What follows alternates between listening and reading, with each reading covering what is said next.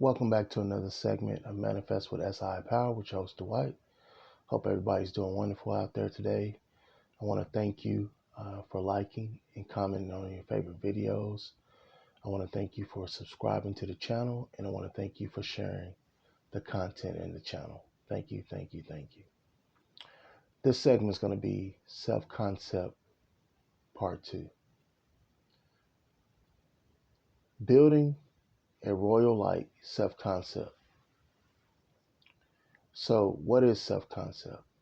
And these words are interchangeable, or these labels are all interchangeable, right? Identity, self-concept, concept of self, and self-image. They all mean the same thing. It's just whichever label resonates with you the most. You gotta find resonance, common ground, or commonality in order to move into integration and implementation and appropriation. So, self-concept, what do I mean by self-concept? It's how you see yourself, how you think and feel about yourself. How you see, think, and feel about yourself. How you see, think, and feel about yourself. How you see, think, and feel about yourself. How you see, think, and feel about yourself. How you are perceiving, thinking, and feeling about yourself. How you are perceiving, thinking, and feeling about yourself. How you are perceiving, thinking, and feeling about yourself. How you are perceiving, feeling, and thinking about yourself. How you are perceiving, thinking, and feeling about yourself. Why is this important? This is important because it controls everything in your life. It's mandating, it's dictating, and it's orchestrating everything in your life. What do you mean? The people, the events, the environment, and your circumstances. Your self-concept is creating this. Your self-image is creating this. Your identity is creating this.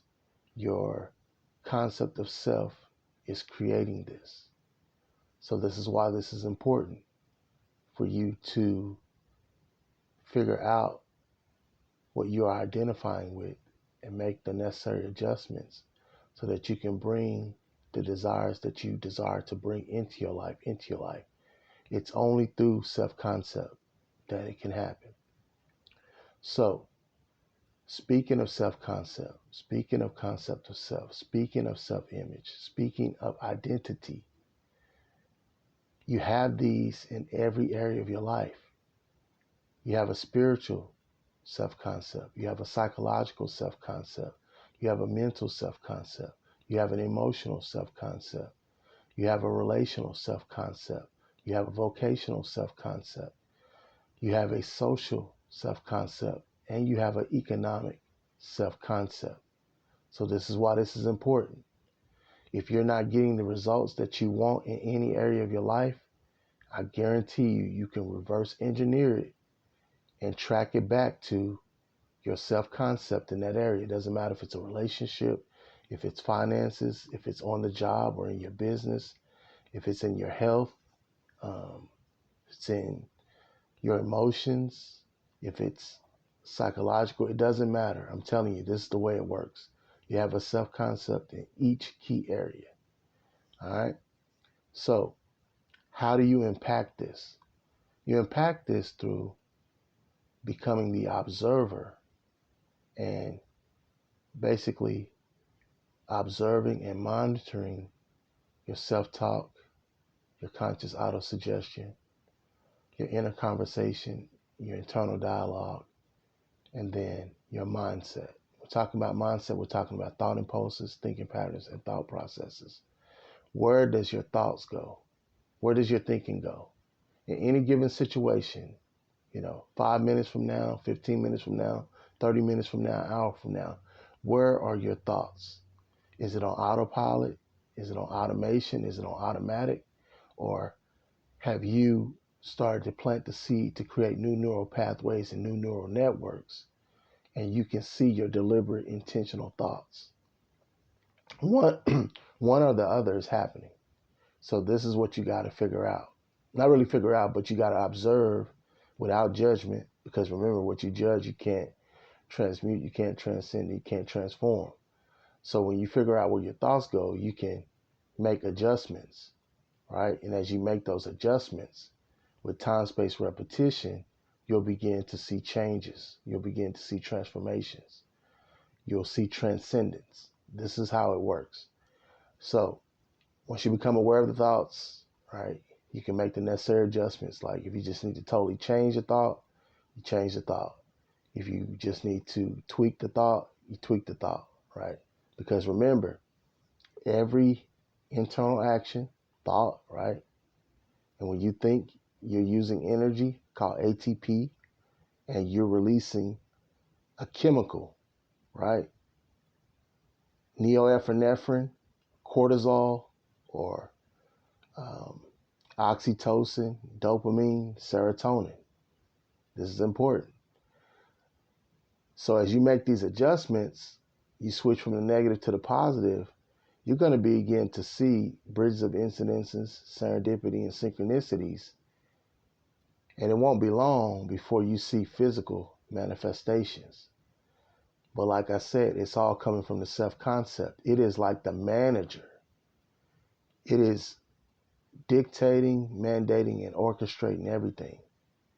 You cannot outperform your self-concept, your concept of self, your identity, your self-image. Everything's going to be commensurate, excuse me, congruent with your self-concept. There's no way you can override it. It's just the way it is. So you got to get the self-concept right, because you can't manifest something that you're not aligned with, that you're not congruent with, that you're not in agreement with, that you're not matching the frequency, that you're not matching the vibration. This is critical and this is pivotal. This cannot happen. You know what I'm saying? The definition of insanity is doing the same thing and expecting a different result. I'm telling you, you can't manifest something with an incongruent self-concept. It's just not possible.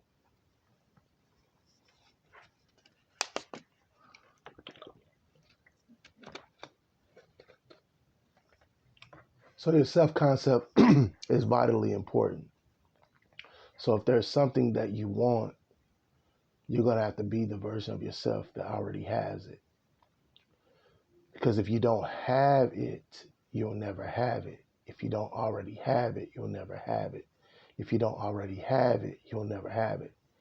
So you have to become the next best version of yourself in order to demonstrate the circumstance, condition, the material thing, or the specific person, or the promotion on the job, or the pay increase, whatever it is that you desire.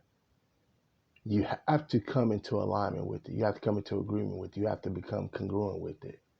And so the self-concept, how you're perceiving yourself, how you're thinking and feeling about yourself, what you're saying about yourself, what you're saying to yourself, all of this makes that up.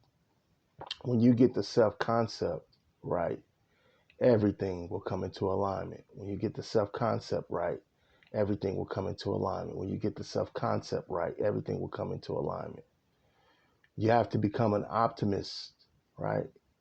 The world is giving you 98% negativity every day, all day. So you don't need to be thinking. You don't need to be feeling. You don't need to be saying bad stuff about yourself. You need a healthy self-concept so that you can manifest healthy results, right? Self-concept. What is self-concept? How you see, think, and feel about yourself. What is self-concept? How you think, feel, and see yourself.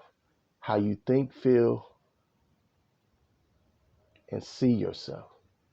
How you see, think, and feel about yourself. How you see, think, and feel about yourself. This is very, very important. So in order for you to begin to produce better or enhanced results, you gotta look at your self-concept, because it's your self-concept and your awareness of being that is bringing everything into materialization, into fruition, into existence. Until you get this right, there will be no changes. So I'll leave you with this. Self-concept is how you perceive, think, and feel about yourself. Self-concept is how you see, think, and feel about yourself. Self-concept is how you perceive, think, and feel about yourself. Self-concept is how you see, think, and feel about yourself.